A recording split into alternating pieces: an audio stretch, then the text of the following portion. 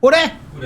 Oke, bismillahirrahmanirrahim. Assalamualaikum warahmatullahi wabarakatuh. Waalaikumsalam warahmatullahi wabarakatuh. Alhamdulillahirabbil alamin. Allahumma shalli ala Muhammad wa ala ali Muhammad. Teman-teman semuanya, para pejuang maghrib, berjumpa lagi. Terima kasih masih stay tune di sini. Apa?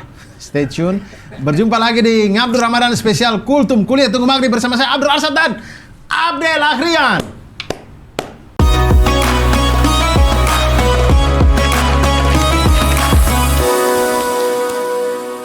Ini mas pesanannya. Sebelum saya makan, halal gak nih? Ya halal dong. Itu gak lihat logonya? Kalau halalin anak bapak, boleh. Nah itu yang susah. Yang gampang urus sertifikat halal di BPJPH. BPJPH? Iya, Badan Penyelenggara Jaminan Produk Halal. Oktober 2024, kalau produk makanan, minuman, jasa penyembelihan, dan hasil sembelihan belum bersertifikat halal, siap-siap aja kena sanksi. Segera sertifikasi halal. Halal itu baik, halal itu sehat. Itu dia tadi bumper-bumper dari Ervento. Envato. Ada beberapa ini sih, coba deh.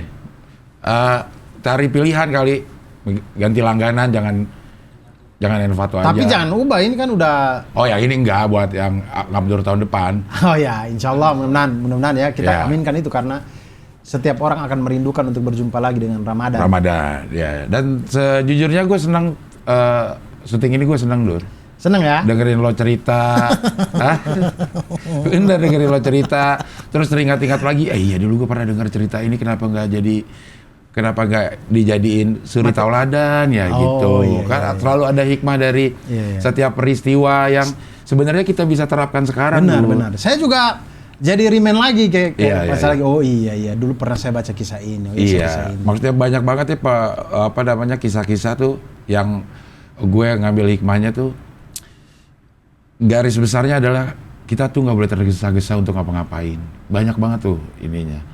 Sabar dulu, tetap lakukan ini. Ketemu sesuatu jangan spontan merespon, pikir dulu gitu. Dan itu penting banget kayaknya dalam kita mengarungi kehidupan ini gitu. Yang kalau saya paling ngerasain itu, jangan pernah merasa hidup ini nggak adil. Kalau itu belum, mungkin orang lain sudah dapat, kita belum dapat. Sabar. Betul. Sholat, sabar. Karena begitu kita sampai. udah disuruh jadikan sholat dan sabar sebagai penolongmu, sabar dan sholat sebagai penolongmu. Ya, Al-Baqarah itu ya. Ya ayyuhalladzina amanu ista'inu bis-sabri was-shalah. Nah itu yang paling saya rasakan, bahwa betapa para sahabat di Mekah yang seperti apa kehidupannya di Mekah, kemudian Allah balas di Madinah dengan yang lebih baik. Sabar, sholat. Bahkan ada yang di zamannya itu yang di Madinah pun masih susah, tapi nanti kemudian baru mulai membaik apa segala macam. Dan kita banyak maksudnya di lingkungan kita juga banyak yang sebenarnya kita udah menyaksikan itu hasil dari proses kesabaran. Teman-teman lo pasti lo juga punya banyak teman yang itu. Ini betul. Tiba-tiba bukan tiba-tiba ya. Pada masanya orang ini berhasil dan kita tahu betapa sabarnya dia melalui proses betapa itu. Betapa konsistennya dia. Begitu menjalani kemudian meletek akhirnya. Dan begitu dia meletek, kita bilang ya pantas lah. Dengan segala macam perjuangannya pada saat dulu gitu. Betul. Betul. Banyak di kehidupan sekarang teman-teman seperjuangan segala macam kemudian meletek dan bagus, keren. Udah gitu banyak juga kita dapat pelajaran dari teman-teman kita juga Dur gitu. Maksudnya sadar diri. Lo nggak bisa meletek di sini, tapi lo bisa meletek kalau di tempat lain gitu. Misalnya di anak-anak komik ya, anak-anak komik mungkin secara profesi dia sebagai komika mungkin kurang. Tapi ternyata berhasil di penulisan. Banyak hal-hal lain yang mereka berhasil mengorganize sebuah acara gitu. Banyak gitu ya, proses kesabaran dan proses menemukan jati diri. Iya. Betul. Itulah pelajaran-pelajaran yang bisa kita ambil ketika kita membaca sirah ini, karena para sahabat juga begitu segala macam. Lalu kemudian kita ini ini malam ke-23 ya? Wow, kita 7 hari lagi. Iya, maksudnya 7 hari lagi. Dan cerita kita baru di Perang Badar. Ini Perang Badar seperti yang saya dan Cing Abel sadari bahwa spin-off-nya banyak sekali. Kita tidak bisa itu terus. Saya juga tidak tahu ini akan ending kita di malam ke-30 tuh akan dicerita apa, apakah selesai atau tidak. Apakah sampai dicerita wafatnya Nabi? Iya, apakah sampai ke situ atau tidak, tapi kayaknya enggak, Dur. Iya, karena masih banyak ceritanya. Menceritakan kisah 30 menit satu kali episode dan 30 episode. Iya, kecuali kita sudah membuat kurikulumnya dari pertama kali 1 sampai 30. Oh, ini kita bikin sampai ke ini karena kita lompat-lompat aja gitu. Tapi karena kita juga baru cerita ini cerita ini. Jadi kita tidak tahu sampai di ujung ceritanya atau tidak. Tapi mari kita bergegas. Setelah Perang Badar itu tentu masih banyak cerita. Setelah Perang Badar itu apa saja itu masih banyak sekali. Tapi mari kita lanjut ke. Tapi ada telepon itu. Bukan punya saya. Oh, punya Dion. Bang Dion. Tapi kedengeran sampai sini ya. Pakai mic juga apa gimana? Kita doang. Di clip on-nya enggak kayaknya. Oke. Kayaknya ya. Kayaknya ya Bang ya. Nah, kemudian mari kita masuk ke salah satu perang yang keren juga namanya Perang Uhud. Iya. Tentu kalau teman-teman baca sirah itu runtutannya itu setelah Perang Badar ada perang-perang yang lain, perang-perang kecil. Perang Safik, perang Tepung, perang apa gitu yang kecil-kecil. Ada perang-perang kemudian muncul lagi Perang Uhud. Perang Uhud. Iya. Nah, Perang Uhud ini itu terjadi karena inisiasinya dari sana dulu, dari Mekah duluan. Iya. Kalau Perang Badar itu inisiasinya dari Madinah, Rasulullah SAW dan para pasukan 300 orang keluar dari Madinah untuk menyambut kafilah dagang atau untuk mencegah kafilah dagang. Tapi niatnya juga bukan berperang. Bukan, mencegah dagang aja ini, mencegah kafilah dagangnya Abu Sufyan. Nah, maka Perang Uhud ini inisiasi awalnya dari Mekah. Dari Mekah itu karena setelah kekalahan pasukan musyrikin di Badar itu kayak Abdullah bin Abu Rabi'ah, Ikrimah bin Abu Jahal, anaknya Abu Jahal yang sudah meninggal Abu Jahalnya, kemudian Sufyan bin Umayyah, itu mereka itu datang ke petinggi-petinggi Quraisy, termasuk ke Abu Sufyan bin Harb ini untuk ngomong kayak, kita udah kalah di perang Badar tuh, ayo dong kumpulin pasukan, sumbang harta-harta kalian, kita perangi lagi lah, masa kita kalah. Iya. Akhirnya kemudian Abu Sufyan dan para yang lain, petinggi-petinggi yang lain setuju. Kemudian terkumpullah mereka, pasukan mereka itu kurang lebih 10.000. Banyak, lebih banyak lagi. Banyak. Perang Badar. Lebih banyak dari Perang Badar, 10.000 kalau tidak salah. Karena niatnya memang pengen harus menang ini. Harus menang. Iya. Harus menang ini di Perang Uhud ini. Ini nanti tolong koreksi ya, 10.000 atau karena Perang Khandak itu sekitar segitu juga, 10.000 atau 12.000 itu lebih banyak lagi pasukannya dari Perang Uhud. Perang Uhud mungkin sekitar itu juga 10.000. Atau mungkin 5.000 atau 8.000. Wallahu alam ya, teman-teman nanti koreksi saja saya agak lupa. Nah, lalu kemudian berangkatlah mereka. Iya. Nah, berita ini sampai ke Madinah karena Rasulullah SAW itu intelijennya di mana-mana. Iya. Karena di Mekah itu karena juga orang-orang Islamnya ada. Iya. Yang sembunyi-sembunyi masih. Sama seperti di Madinah pun ada mata-mata dari Mekah pastinya. Betul. Makanya Rasulullah SAW dalam korespondensi dan segala macam itu sangat menyembunyikan, dikasih ke orang kepercayaan, jangan sampai dibuka, jangan sampai ini segala macam, karena tahu kalau ada orang munafiknya ada, orang Yahudinya ada, dan mata-mata juga ada. Nah, lalu kemudian Rasulullah SAW juga mempersiapkan pasukan juga. Karena sudah mendengar akan didatangi. Mereka akan keluar untuk mau perang. Nah, salah satu tawanan di Perang Badar itu ada namanya Abu Izzah Amr bin Abdullah Al-Jumahi. Dia ini orang miskin. Dan waktu jadi tawanan Perang Badar itu dia minta keringanan dari Rasulullah SAW, minta ampunan. Ya Rasulullah, saya ini orang miskin, di Mekah itu saya ngurusin banyak anak saya banyak segala macam, tolong bebaskan saya. Dan Rasulullah SAW kemudian bebaskan dia tanpa syarat, gratis, bebaskan dia, pulang dia ke Mekah. Sampai di Mekah, Safwan bin Umayyah bilang ke dia, woi kita mau perang lagi nih, kau kan pintar bikin syair, ayo bantu kita dong bikin syair, biar pasukan-pasukan ini semangat. Saya tuh kalau baca sirah ya, tugasnya penyair itu ibaratnya kayak mereka tuh lagu marsnya gitu yang kalau kita dengar lagu mars itu kita semangat gitu. Kayak ya mars lah, bukan himne ya. Bukan, Mars. Yang kayak kalau bola apa? Yang gitu-gitu. Bukan. Ultras. Bukan. Omong ininya. Chan. Ya, Chan-nya. Ya. Hari ini Pasti kita hari harus Rabu. Kan belum tentu yang mereka nonton hari Rabu. Ya kalau lagi Rabu. Ya. Ya. Nah, seperti itulah. Ya. Nah, si Abu Izzah ini nggak mau. Abu Izzah Ammar ini nggak mau. Nggak, saya habis dibebasin sama Rasulullah SAW kok. Nggak mau saya. Saya nggak mau perangi Muhammad lagi. Orang saya udah dibebasin karena dibujuk-bujuk terus sama Safwan ini. Akhirnya dia mau. Bikin lah. Dia mau. Dia ikut lagi perang Uhud ini. Abu Izzah ini. Nah, kemudian, ini salah satu kejadian yang kita bilang Wahsy ikut itu. Nah, Wahsy ini dia tuh budaknya Jubair bin Al-Mut'im. Nah, Jubair ini panggil Wahsy, kau sini. Kau mau bebas tidak? Kalau kau mau bebas, mau merdeka, waktu perang, kau cari Hamzah bin Abdul Muthalib, bunuh. Kalau kau bunuh, kau berhasil, saya bebaskan kau. Saya merdekakan. Nah, ketika Hindun bin Utbah ini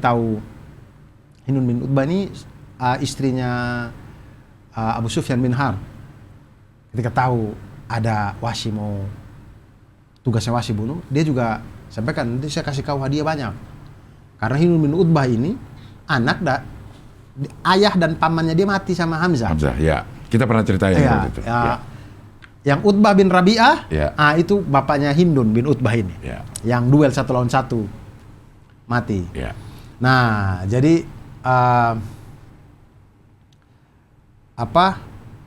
Hindun bilang begitu, paman dan bapak saya mati sama Hamzah. Jadi kau kesana, kalau kau bunuh, saya juga kasih ada hadiah banyak. Ya. Maka berangkatlah si Wahsy ini juga. Lalu kemudian Amr bin Ash radhiyallahu anhu pada waktu itu masih jadi masih di pasukan musyrikin. Khalid bin Walid radhiyallahu anhu masih di pasukan musyrikin juga pada waktu itu. Masih ya di Uhud ya? Masih. Oke. Nah, itu kemudian semuanya berangkat perang Uhud. Nah, ini masuk lalu juga Abdullah bin Ubay bin Salul nih.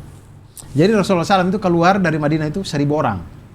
Awalnya sebenarnya Rasulullah SAW itu berpikir untuk kita bertahan saja di Madinah, Pak. Ya. Nah, Abdullah bin Ubay bin Salul ini setuju banget. Iya, bertahan di Madinah. Sebenarnya karena dia bukan karena setuju dengan Rasulullah SAW, dia itu karena nggak mau perang aja. Mending kita di Madinah aja, udah nggak usah keluar perang. Dia paling ngecut dia nih memang. Nah, tapi para sahabat yang lain, terutama para sahabat yang tidak sempat ikut di perang Badar, itu kepingin sekali ikut perang. Jihad. Pengen sekali mati syahid. Ya. Jadi mereka itu nunggu di depannya rumahnya Rasulullah SAW itu, yang mana Masjid Nabawi itu nunggu dengan baju perangnya mereka, sampai kemudian Rasulullah SAW akhirnya keluar dan pakai baju perang juga. Ya. Lalu mereka di situ sadar bahwa, waduh, kita salah nih, kita maksa Rasulullah. Jadi akhirnya mereka bilang, ya Rasulullah, mohon ampun, kami udah memaksa engkau untuk berperang. Kalau engkau lebih suka di Madinah, untuk bertahan di Madinah, kita bertahan di Madinah, gak apa-apa kita bertahan di Madinah deh. Kemudian Rasulullah SAW bilang, sesungguhnya ketika seorang Nabi sudah pakai baju perang, maka pantang untuk mundur. Ayo kita berangkat. Berangkatlah 1.000 orang ini, keluar dari Madinah. Belum sampai di Uhud nih, baru berangkat. Abdullah bin Ubay bin Salul ini, yang tadi, dia bilang, Muhammad itu cuma mau dengar pendapat sahabat-sahabatnya dia. Dia nggak mau dengar pendapatnya orang Ansor. Akhirnya dia pulang, bawa sepertiganya, 300-an orang. Ya. Nah inilah orang munafik ini ya kerjanya ya. Tidak hanya 300 orang ini yang pulang, tapi ini membuat gundah pasukan muslimin yang lain. Maksudnya kita udah 1.000, ya jadi 700 nih. Kalau dari beda psikisnya nih, kalau dari awal udah dia 700. Tidak mau, sudah 700, kita sudah tahu dari awal 700. Tapi orang keluar, ada harapan, kita 1.000. Ya. Tiba-tiba jadi 700 sebelum perang, itu merusak semua psikis, plan. Iya. Strategi juga rusak. Betul, iya. Strategi rusak. Itu makanya banyak para sahabat yang merasa bahwa ini habis perang Uhud kayaknya kita bunuh nih Abdullah bin Ubay bin Salul. Iya, tapi Rasulullah SAW bilang jangan. Itu karena Rasulullah SAW merasa bahwa nanti orang akan ngomong Muhammad itu suka bunuh sahabat sendiri. Ya. Karena orang tidak tahu kan, di mata orang lain, ya ini orang Islam aja. Inilah makanya susahnya lawannya orang munafik, ya? Lawan orang munafik itu begitu. Ya. Nah, dia keluar. Jadi sisa 700 orang. 700 orang, kemudian Rasulullah SAW berjalan sampai di medan perang di Gunung Uhud ini. Sebelumnya itu Rasulullah SAW itu bermimpi ada sapi yang disembelih, kemudian pedangnya Rasulullah itu retak. Kemudian Rasulullah SAW itu baju zirahnya itu kayak baju zirahnya itu ini. Dia memasukkan Rasulullah SAW memasukkan tangan ke dalam baju zirahnya. Jadi Rasulullah SAW menafsirkan bahwa sapi yang disembelih ini berarti ada para sahabat yang akan syahid. Ya. Lalu pedangnya retak itu yang salah satu syahid akan dari keluarga beliau. Lalu kemudian baju zirahnya itu ditafsirkan sebagai Madinah. Jadi ini orang datang serang Madinah gitulah. Maka kemudian berkumpullah Rasulullah SAW, mereka dan para pasukan 700 di Gunung Uhud ini. Kemudian Rasulullah SAW membagi strategi segala macam. Kemudian inilah yang Rasulullah SAW bilang, jangan ada yang berperang sebelum mendengar komando saya. Ya. Kemudian Abdullah bin Jubair ditugaskan untuk menjadi pemimpinnya pasukan pemanah di atas bukit. Untuk fungsinya adalah untuk memisahkan kavaleri berkuda. Jadi kalau kavaleri berkuda maju, panah mereka ada 50 orang nih. Pasukan pemanah yang terbaik semuanya ini, panah untuk mereka tidak bisa mengganggu. Jadi kavaleri berkudanya tidak bisa masuk, kavalerinya tidak bisa masuk. Jadi yang infanteri ketemu dengan infanteri. Karena kalau pasukan berkuda tidak terlalu banyak kaum muslimin kudanya itu. Orang waktu perang Badar aja tidak, pasukan berkuda itu bukan pasukan berkuda, pasukan kuda satu waktu perang Badar. Bukan pasukan dong. Bukan pasukan. Kalau satu kuda. Kudanya cuma satu, iya. untanya cuma 2. Iya. Waktu perang Badar. Iya. Perang Uhud itu pasukan kuda mungkin 5 atau 10 gitu. Iya. Dibanding dengan kafir Quraisy banyak sekali. Nah, sudahlah, itu tugasnya tuh. Oke. Nah, kemudian ada kisah juga di perang Uhud ini Rasulullah SAW itu mengeluarkan pedangnya beliau. Karena beliau bilang, siapa yang mau menuntaskan haknya pedang ini? Banyak para sahabat yang mau ngambil, tapi Rasulullah SAW tidak melepaskan sampai Abu Dujanah namanya. Siapa? Abu Dujanah namanya dia ini. Mengambil pedang itu dan Rasulullah SAW kasih ke Abu Dujanah. Abu Dujanah ini orang yang memang kalau perang memang jago ya minta ampun. Dikasih sama Abu Dujanah, tanya, apa haknya pedang ini ya Rasulullah SAW? Rasulullah SAW mengatakan bahwa haknya pedang ini adalah membasmi musuh-musuhnya Allah. Zulfikar ya pedangnya? Iya namanya. Zulfikar ya. Nama pedangnya Rasulullah SAW. Masih ada ya? Wallahu alam ya. Yang di tempat ada ya? peninggalan benda Rasul bukan sih? Ya nggak tahu ya. Ada. Tapi pedang itu masyhur dengan nama Zulfikar itu. Ya. Abu Dujanah ambil pedang ini. Kemudian kesaksian dari para sahabat ini. Dia ambil kain merah, dia ikatkan di kepalanya. Kemudian dia ini memang orangnya jalannya sombong gitu. Ya. Petentang-petenteng gitu. Petentang-petenteng. Ya. Pegang pedangnya Rasulullah, ikat kepala merah, jalan di medan perang dengan sombongnya. Kemudian Rasulullah SAW bilang begini, sesungguhnya cara jalan seperti itu, cara jalan sombong seperti itu cara jalan yang dibenci sekali oleh Allah Subhanahu Wa Taala, kecuali di medan perang. Kecuali di medan perang. Dan Abu Dujanah ini kesaksian dari para sahabat yang lain yang merasa bahwa kenapa nggak dikasih ke saya sih pedang itu, karena saya juga minta. Jadi para sahabat itu selama perang itu melihat si Abu Dujanah ini. Abu Dujanah ini setiap orang yang ketemu dia dibasmi sama dia. Sampai kemudian dia syahid. Dia syahid juga. Nah, dan itu butuh banyak orang untuk sampai Abu Dujanah radhiyallahu anhu ini syahid. Nah, lalu kemudian terjadilah perang Uhud ini. Lalu kemudian bagaimana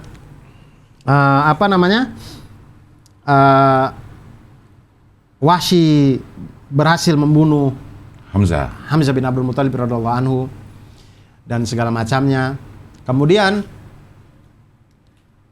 perang Uhud itu fase awalnya kita menang. Pasukan muslimin itu menang. Kemudian pasukan berkudanya musyrikin tidak bisa karena dihalangi sama pasukan pemanah. Sampai kemudian pasukan infanteri yang dibawa itu mengambil hasil gonimah, hasil rampasan perang ini. Padahal itu dilarang. Diambil. Sebenarnya Rasulullah SAW itu melarang untuk pasukan pemanah jangan sampai turun. Ya. Jangan turun apapun yang terjadi sebelum ada komando dari saya gitu. Tapi karena pasukan infanteri itu pada ngambil-ngambil dan terlihat memang dari atas bukit itu pasukan Mekah udah mundur, maka yang dari atas bukit ini belum ada perintah dari Rasulullah SAW, mereka turun. Ikut ambil ghanimah. Tanpa sepengetahuan itu, kavaleri yang dipimpin oleh Khalid bin Walid itu muterin Gunung Uhud itu. Jadi kalau teman-teman baca buku, saya ada di rumah saya, cuman saya lupa profesor siapa yang tulis, tapi judulnya Peperangan Rasulullah. Ini buku ini tebalnya segini warna biru. Itu setiap perangnya Rasulullah dikasih gambaran. Jadi dikasih gambar Gunung Uhud seperti apa, pasukan secara geografis. Terus dikasih arahan pasukan kavaleri itu dari mana. Nah, yang saya baca itu, jadi ini Gunung Uhud ini, pasukan Mekah dari sini kan, set. Gunung Uhud ini panah-panah, sat. Ketika Abdullah bin Jubair dan para pasukannya 50 orang ini turun, set. Tanpa sepengetahuannya ada 200 orang kavaleri berkuda yang dibawa pimpinannya Khalid bin Walid. Itu memisahkan diri memang dari awal ini, tersembunyi, tidak kelihatan. Mereka muter. Hajar pasukan muslimin dari belakang. Nah, karena mereka muter, pasukan pemanah sudah tidak ada yang bisa melihat lagi secara luas. Iya. Nah, disitulah Khalid bin Walid pukul dari belakang tuh. Nah, di situ kocar kacir sampai kemudian Mus'ab bin Umair, orang yang paling mirip dengan Rasulullah SAW, sampai kemudian meninggal. Orang-orang berteriak bahwa Muhammad telah mati. Karena mirip. Orang-orang berpikir dan pasukan musyrikin juga pikir bahwa Muhammad sudah mati. Nah, itu tambah kocar kacir pasukan muslimin itu karena ya Rasulullah SAW mati. Ya Rasulullah SAW udah meninggal, gimana dong. Nah, itu kemudian Umar bin Khattab, salah satunya Umar bin Khattab, Abu Bakar As-Siddiq, semua orang itu yang para sahabat yang mulia inilah yang kemudian bilang kalau kenapa memangnya kalau Rasulullah meninggal? Bukankah kita ini juga punya mengemban dakwah gitu? Tanpa mereka belum tahu ini keadaan Rasulullah SAW seperti apa. Karena Rasulullah SAW itu dilindungi sama Talha bin Ubaidillah kalau tidak salah. Jadi banyak para sahabat yang melindungi Rasulullah SAW itu. Sampai Rasulullah SAW itu kan giginya copot apa segala macam. Wah, dirusak lah pokoknya, dihajar. Banyak yang syahid karena melindungi Rasul kan. Melindungi Rasulullah SAW. Termasuk Talha bin Ubaidillah ini yang paling banyak kena panah dan tombak di badannya. Sampai kemudian kalau ditanya orang-orang bagaimana perang Uhud itu, Abu Bakar As-Siddiq radhiyallahu anhu mengatakan bahwa sesungguhnya perang Uhud itu miliknya Talha bin Ubaidillah. Karena orang-orang bilang kalau ada yang mau lihat orang syahid yang masih jalan di atas bumi ini, maka lihatlah Talha bin Ubaidillah. Seharusnya dia tuh syahid sudah di perang Uhud karena saking banyak lukanya tapi tidak meninggal. Nah, itu kocar kacir sampai kemudian para sahabat menghimpun kembali, kemudian mukul mundur. Dan karena berita palsu ini, yang sebenarnya musyrikin juga yang mereka sendiri yang menyebarkan bahwa Nabi Muhammad SAW telah meninggal. Padahal itu Mus'ab bin Umair radhiyallahu anhu. Mereka juga mengendorkan serangan tuh. Mereka mundur karena mereka pikir udah kalah. Nah, udah terpisah. Pasukan musyrikin merasa bahwa oke, kita menang nih perang Uhud. Pasukan muslimin kemudian mundur, perlahan-lahan mundur juga untuk menyelamatkan Rasulullah SAW tentunya. Mundur sampai kemudian perangnya usai. Dan dianggap menang. Pasukan musyrikin merasa sudah kita menang ini. Nah, tapi tapi hikmahnya dari perang Uhud ini sebenarnya tidak selesai di situ. Ketika pulang, ada perintah perang lagi, namanya kemudian disebut dengan perang Hamratus Sa'ad. Sebenarnya ini satu rangkaian dengan perang Uhud. Hanya karena dia terjadi di Hamratus Sa'ad, makanya dia jadi perang tersendiri, namanya perang Hamratus Sa'ad. Karena pasukan muslimin ketika pulang ke Madinah, kemudian ada perintah untuk perang lagi. Nah, itu orang-orang yang pasukan muslimin yang lagi luka, lagi apa, bahkan ada yang belum sempat buka baju zirahnya, berangkat lagi. Dan hanya boleh yang berangkat itu Rasulullah SAW perintahkan, karena memang itu Allah Subhanahu wa taala yang memerintahkan bahwa yang berangkat itu hanya orang yang berangkat perang Uhud. Tidak boleh ada kekuatan baru. Jadi kalau Ustadz Khalid Basalamah cerita itu ada yang sampai terlukanya itu mereka sudah tidak bisa jalan, 2 orang yang saling bopong. Ya. Satu bopong sudah capek, yang satu akhirnya bopong sampai kemudian ke Masjid Nabawi, kemudian berangkat. Berangkat lagi. Nah, berangkat lagi itu pasukan musyrikin itu ada di Hamratus Sa'ad. Mereka ada di Hamratus Sa'ad. Pasukan Islam datang. Abu Sufyan dengar, wah, mereka datang lagi dengan keadaan yang kayak gitu, mereka mau perang lagi. Mereka takut, deg-degan. Ya, karena ini apa nih, rencana apa yang mereka sembunyikan? Kok dalam keadaan luka-luka baru kemarin perang Uhud, kok datang mau perang lagi? Takut mereka. Sebagian kemudian ada yang bilang kita lawan aja, tapi sebagian bilang enggak, ini ada sesuatu ini, ya. mending kita pulang deh. Apalagi dengan kabar-kabar yang dulu mereka banyak sekali mengenai cerita perang Badar itu kayak apa. Takut mereka ini, mereka pulang sih. Mereka pulang. Tapi nggak sempat berperang di sini. Nggak sempat. Mereka pulang, tapi kaum muslimin itu menginap di Hamratus Sa'ad itu 3 hari 3 malam. Menginap di situ sampai kemudian memang pasukan musyrikin sudah pulang, tidak mau perang lagi, baru mereka pulang. Nah, lalu kemudian hikmah yang terjadi adalah yang awalnya berita tersebar bahwa kaum muslimin kalah. Di perang Uhud, ternyata dengan Hamratus Sa'ad, kejadian Hamratus Sa'ad ini tersebar berita bahwa pasukan musyrikin itu takut melawan pasukan muslimin yang sudah terluka. Maka kemudian kemenangan kembali lagi kepada Madinah. Ya. Padahal secara fisik kalah itu. Sudah kalah. Udah kalah ya? Sudah kalah. Kocar Tapi kacir, ya. Secara mental orang musyrikin takut. Ya. Takutnya minta ampun. Ya. Nah, ini kemudian yang kita sudah ceritakan juga ya, maksudnya cerita bagaimana Wahsy itu kemudian dia tuh habis berhasil membunuh pamannya Nabi Hamzah bin Abdul Muthalib radhiyallahu anhu itu. Dia kemudian langsung ke tenda. Dia bilang, selesai urusan saya tidak ada pokoknya saya pengen merdeka kan. Ya udah. Kemudian dia hiduplah di Mekah merdeka sudah. Ketika Fatuh Mekah, nanti penaklukan Mekah, dia lari ke Taif. Kan dia takut, dia lari ke Taif.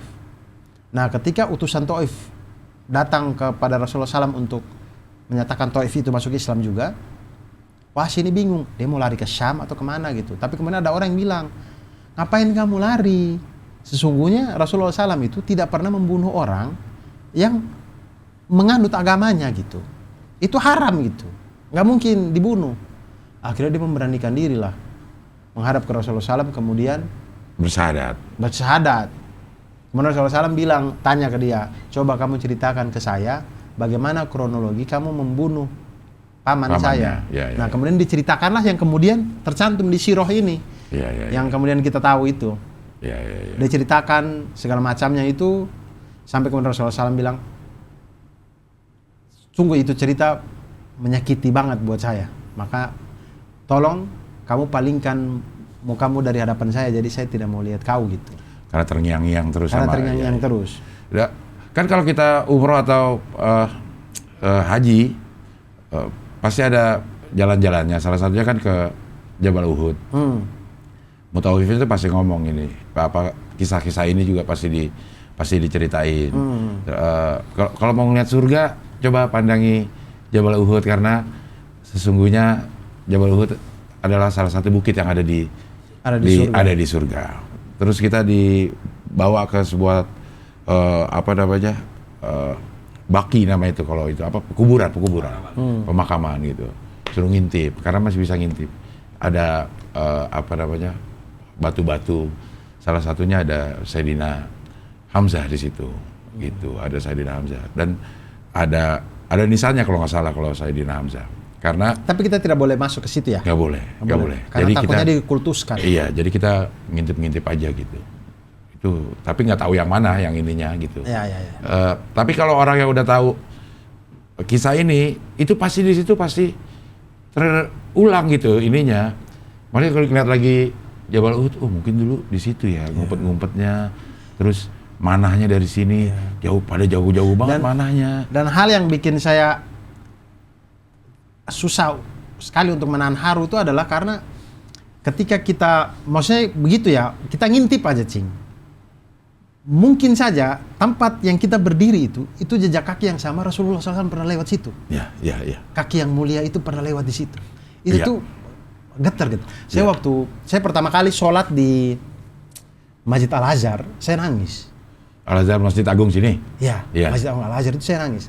Karena waktu saya habis wudhu, saya jalan masuk ke masjid itu, melewatin tangga itu, saya tiba-tiba nangis karena saya berpikir kayak, ya Allah ini mungkin saya lagi berdiri di atas jejak kakinya Buya Hamka. Dan yang filmnya lagi tayang? Udah tayang belum? Lagi tayang ya? Udah tayang belum? Akan tayang mungkin. Ya. Mungkin ngejar lebaran kan? Iya. Libur lebaran. Karena kalau ngeluarin pas Ramadan, orang jarang juga nonton bioskop. Iya. Mungkin nanti lebaran. Yang sangat disayangkan, gue baca di mana ya? Di Bukit Tinggi tidak ada bioskop katanya. Oh iya. Yang kata Panji mikir kebalik. Di Bukit Tinggi tidak ada bioskop. Sedangkan sebentar lagi akan diputar film mengenai orang yang berasal dari Bukit Tinggi. Ya. Nah ya itu. Jadi saya maksudnya saya perbandingkan. Saya di Masjid Al-Azhar saja saya nangis. Apalagi kalau sampai saya berdiri di Uhud melihat itu. Kayaknya kalau lo ke Masjid Nabawi, lo pasti akan mikir kayak gitu terus sih. Iya. Ini gue kayaknya dulu pernah nginjak ini. Iya, di atas keramik-keramik ini, di bawahnya waktu masih tanah ini. Ini mungkin salah satu jejaknya, mungkin Mus'ab bin Umair, mungkin Talha bin Ubaidillah, mungkin Abu Bakar As-Siddiq, mungkin apalagi mungkin jejaknya Rasulullah SAW ada di situ. Iya, apalagi orang yang naik ke mimbarnya. Rasul yang sudah pasti itu Rasulullah SAW pernah di situ. Pasti pernah di situ. Orang yang sholat di Raudhah deh, pasti Rasulullah SAW pernah lewat situ. Orang itu dari kamar ke mimbar kok. Iya. Pasti lewat di situ. Iya. Ya, maksudnya ada orang yang ada di mimbarnya itu, Dur. Gimana rasanya ya? Maksudnya, mimbar yang sama, yang Rasulullah SAW pernah di situ. Iya. Allah kalau kita ke Korea, Dur. Kalau kita ke Korea, salah satu jejak kakinya ada? Bukan. Oh enggak. Maksudnya hal-hal seperti itu tuh jadi jualannya, Dur. Gue pernah ke Korea itu bareng sama Ria sama anak-anak nih ke satu situs yang dulu pernah artis apa gitu ada di situ. Ini tempat duduk pernah didudukin sama siapa gitu. Lisa Blackpink misalkan. Misalnya gitu. Wah, ini takjub nih. Gitu. Nah, masalahnya di Islam itu kita karena menurut saya ini pendapat pribadi saya bahwa tidak bisa digitukan karena orang itu tidak bisa bedakan mana sejarah, mana yang dikultuskan. Takutnya maksud hati ini buat sejarah nih, tapi dikultuskan sama orang. Iya. Kan kalau Lisa Blackpink digitukan kan nggak mungkin orang nyembah kan. Saya nggak tahu ya teman-teman ya, mungkin ada yang penyembah Lisa Blackpink, tapi harusnya sih tidak disembah kan. Iya. Nah kalau jejaknya, taruhlah jejaknya Abu Bakar As-Siddiq misalkan, radhiyallahu anhu. Misalnya kalau ada gitu, mungkin tidak sekedar orang berpikir bahwa itu situ sejarah atau apa gitu, tapi dikultuskan jatuhnya. Iya. Makanya lo buruan ke sana lah, Dur. Iya, insya Allah. Maksudnya, insya Allah. Lo menapaki naik ke Gua Hira itu, apalagi lo yang udah apa namanya ya, apalah sama kisah ini gitu. Maksudnya setiap sudut itu punya cerita gitu. Iya. Buat orang yang mengetahui perjalanan itu pasti, dulu begini ya rasanya. Dulu, apalagi sekarang yang udah diberi kemudahan aja tuh, gitar-gitarnya tuh ada gitu. Apalagi dulu yang susah Iya, makanya. Ya bulan Mei lah berangkat, Dur. Insya Allah, amin ya Rob. Iya. Amin. Iya. Jadi Jabal lunasin utang dulu tapi ya. Iya. Lunasin utang dulu. Jadi Jabal Uhud ini yang masyhur juga, yang pernah banjir, Jabal Uhud. Terus keluarlah tuh apa namanya jenazah syahid itu utuh katanya. Udah kayaknya banjir pertama tuh berapa tahun setelah ini gitu.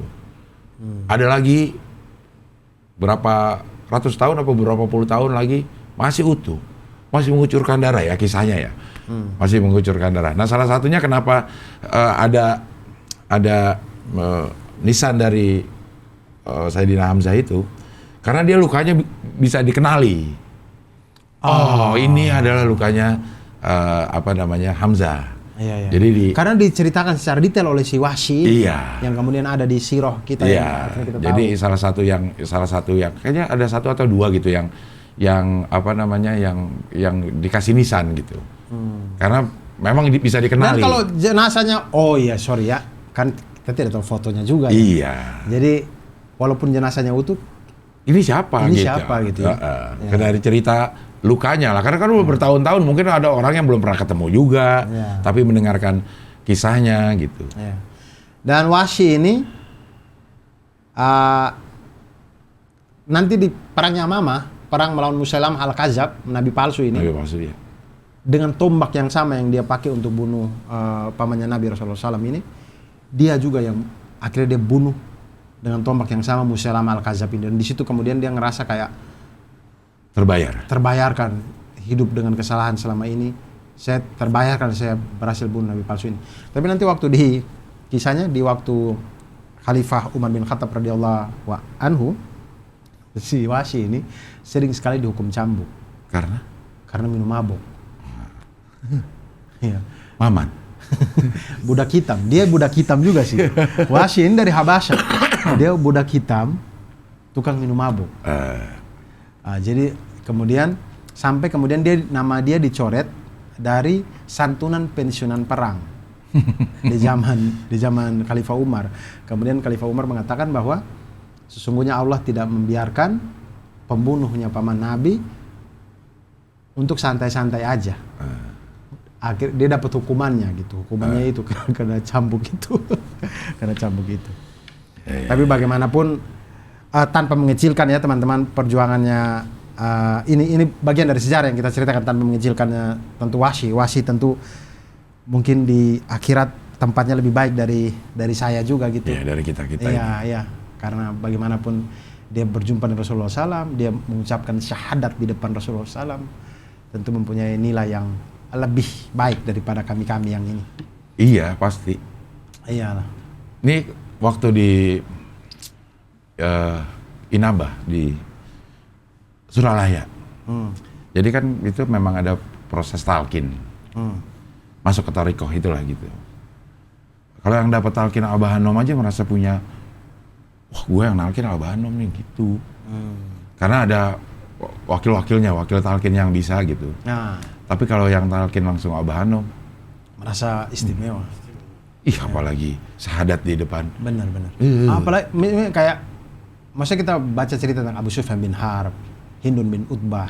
Itu ininya, suami istri itu. Suami istri ini. Ya. Sebagaimanapun kesalahan yang pernah mereka lakukan di zaman itu, tapi pada akhirnya di Fatu Makkah mereka Islam ini. Ya.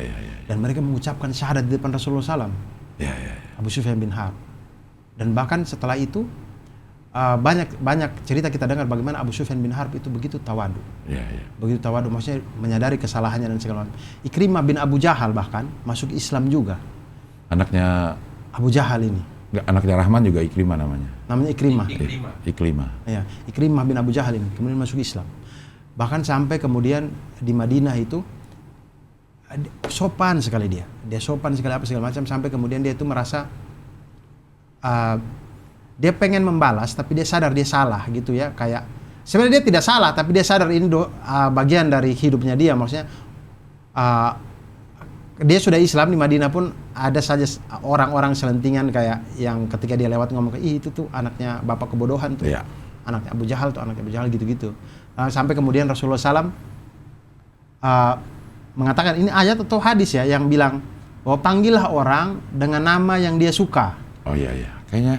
Itu tuh asbabun nuzulnya dari Ikrimah bin Abu Jahal ini karena orang panggil dia dengan anaknya bapak kebodohan. Iya, dengan itu. Dan dia nggak suka. Iya, tapi dia tidak membalas karena dia sadar bahwa itu kesalahannya dia dulu. Tapi kemudian itu cerita itu sampai kepada Rasulullah SAW, kemudian Rasulullah SAW mengatakan itu, bilang bahwa sesungguhnya panggillah orang saudaramu dengan nama yang dia suka gitu. Ya. Termasuk yang Hindun juga ada. Ini Hindun yang ini atau bukan ya? Tapi memang Hindun dan suaminya Abu Sufyan ngadu ke Rasul. Suaminya tuh baik, kalau ini suka beramal, tapi ke istri pelit gitu. Sehingga ada ini, bolehkah saya ngambil uang tanpa sepengetahuan suami saya? Gitu. Dan dibolehkan. Jadi kalau ada istri-istri yang merasa suaminya punya kemampuan lebih tapi pelit sama dirinya, boleh ambil untuk kebutuhan ya gitu. Untuk kebutuhan rumah tangga. Untuk kebutuhan rumah tangga. Lo kalau sampai nggak nyukupin kebutuhan rumah tangga, istri yang tahu bahwa suami punya uang itu boleh ngambil. Boleh ngambil ya. Iya. Tapi secukupnya lah. Jangan banyak-banyak. Bahkan Abu Sufyan bin Harb ini nanti kemudian punya anak namanya Muawiyah bin Abu Sufyan. Wah. Nah, maksudnya dicerita sampai di perang Uhud ini kan memang Abu Sufyan masih jahat, tapi nanti di Fatu Makkah kan beliau masuk Islam. Jadi ini bagian dari sejarah yang kita cerita, termasuk dengan Amr bin As radhiyallahu anhu, Khalid bin Walid radhiyallahu anhu. Abu Sufyan juga begitu, lalu kemudian dari keturunannya menjadi khalifah Muawiyah bin Abu Sufyan. Iya. Ini kalau gue bandingin sama nonton YouTube-nya Ustadz Khalid ya. Bahasa lama ya. Maksudnya untuk menceritakan Khalid bin Walid aja dia 3 jam, Dur. Iya. Untuk menceritakan sahabat saya ini 3 jam gitu. Ya betapa pendeknya kita betul. waktu dan pengetahuan kita ini benar. Gitu. Saya tuh yang salah satu yang saya suka dari Ustadz Khalid. Khalid bin Walid radhiyallahu anhu ini. Karena abis itu kan abis perang Uhud itu dia dan Amr bin As ini ke Madinah, mereka berdua. Ke Madinah untuk menyatakan masuk Islam. Saya kurang tahu persisnya karena apa, tapi hidayah datang kemudian mereka masuk Islam. Lalu kemudian semenjak dia masuk Islam, kemudian dia ketika Khalid bin Walid radhiyallahu anhu menjadi panglima, tidak pernah kalah ini. Tidak pernah kalah, pokoknya di bawahnya Khalid bin Walid radhiyallahu anhu selalu menang. Iya. Karena memang sampai waktu sebelum dia Muslim pun dia perang dia nggak pernah kalah. Nggak pernah kalah ya? Nggak pernah kalah, makanya memang orang yang ikut berperang dan tidak pernah kalah ya. Iya, bahkan di perang Uhud kan dia menang. Iya. Dengan kavalerinya dia, manuver kavalerinya dia. Iya. Nah, kejadiannya kemudian yang menariknya adalah waktu di Khalifah Umar bin Khattab. Ada perang apa begitu? Ini kerennya ini ya, para sahabat itu ya. Umar bin Khattab itu tiba-tiba di perang apa begitu, tiba-tiba dia memecat Khalid bin Walid radhiyallahu anhu. Karena semua orang di Madinah itu menceritakan tentang bagaimana Khalid itu tidak pernah kalah. Tiba-tiba Umar bin Khattab radhiyallahu anhu itu mengeluarkan surat memecat Khalid dari panglima tertinggi. Ibaratnya ada presiden tiba-tiba kasih surat, panglima ABRI turun. Iya. Turun pangkat. Padahal prestasinya bagus. Tiba-tiba turun pangkat. Tanpa bertemu ya ini ya. Nah, ini akhlaknya para sahabat ini. Khalid bin Walid radhiyallahu anhu ketika menerima surat pemecatan dia dari panglima, sabar, tawadu dia. Dia terima sami'na wa ta'na. Tanpa dia, kenapa nih saya dipecat? Kok begini? Protes atau apa? Bikin gerakan baru? Enggak. Dia oke. Sami'na wa ta'na, taat pada khalifah pada saat itu. Kemudian panglimanya saya lupa siapa namanya, tapi dikasih ke orang lain. Kemudian terjadilah perang ini dan menang. Pasukan ini pulang kemudian. Kemudian disitulah kemudian Umar bin Khattab radhiyallahu anhu datang menemui Khalid bin Walid radhiyallahu anhu dan mengembalikan Khalid bin Walid menjadi panglima lagi. Lalu kemudian disitulah bertemu. Kemudian Umar bin Khattab radhiyallahu anhu mengatakan kepada Khalid bahwa sesungguhnya saya menggantikan kamu di panglima, menjadi panglima di perang yang kemarin itu, dan sekarang saya kembalikan lagi. Itu biar kasih tahu kepada umat ini bahwa kemenangan itu sesungguhnya milik Allah, bukan karena kau panglimanya. Iya. Dan Khalid pun mengerti. Iya, betul. itu juga penting. Maksudnya saya paham, maksudnya itu pelajaran yang penting untuk masyarakat. Iya. Nah, itu kisah tuh yang tidak terlalu terkenal perang Uhud atau sisi yang lain dari Khalid bin Walid radhiyallahu anhu, tapi itu kisah dari Umar dan Khalid yang menurut saya kayak akhlak sahabat ya luar biasa. Sayyidina Umar takut Khalid itu star syndrome. Iya. Dan Khalid juga paham bahwa apa yang dilakukan khalifah ini walaupun belum membicarakan, tapi dia yakin bahwa khalifah ini baik. Samina wa ta'na, saya akan ikut, dan ternyata betul. Itu baik, dan toh dikembalikan lagi panglima tertinggi itu ke Khalid bin Walid radhiyallahu anhu. Begitulah teman-teman. Berapa menit ini? 45. Wih, 45. Ntar besok diminta 1 jam ini, Cik. Udah. Jangan lama-lama begini ya. Panjang banget loh. Iya, jangan lama-lama begini. Panjang banget ya. Perang Uhud panjang. Ini nih, perang Uhud ini belum yang spin-off-nya nih, Cik. Spin-off-nya banyak sekali. Banyak sekali perang Uhud spin-off-nya ini. Iya. Mulai dari bagaimana para sahabat itu bukan hanya Talha bin Ubaidillah masalahnya yang melindungi Rasulullah SAW, itu banyak sekali. Banyak sekali. Itu belum kita ceritain satu-satu. Belum bagaimana Musa bin Umair radhiyallahu anhu wafat, syahid di situ. Kemudian bagaimana Hamzahnya juga belum terlalu dekat. Iya. Ya udah, kita udahin aja dulu. Kita udahin. Ntar kita bisa sampai tembus Ramadan selanjutnya. Baiklah teman-teman semuanya, terima kasih banyak. Selamat berbuka puasa, dan ingatlah berbuka puasa dengan yang manis-manis dan yang halal-halal. Karena nanti Oktober 2024 teman-teman, itu semua produk makanan dan minuman, jasa penyembelihan dan hasil sembelihan itu semuanya sudah harus bersertifikasi halal. Makanya kalau punya usaha UMKM, segera UMK silakan daftarkan aja produk-produknya untuk mendapatkan sertifikat halal, karena lagi ada program Sehati, sertifikasi halal gratis untuk 1 juta sertifikat di tahun 2023 ini.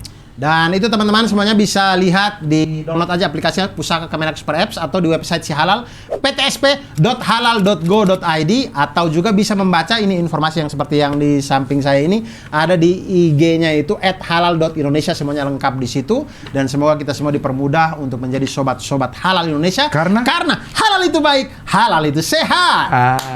Dan saya Abdul Arsyad pamit undur diri. Saya juga Abdul Arsyad. Dan wassalamualaikum warahmatullahi wabarakatuh.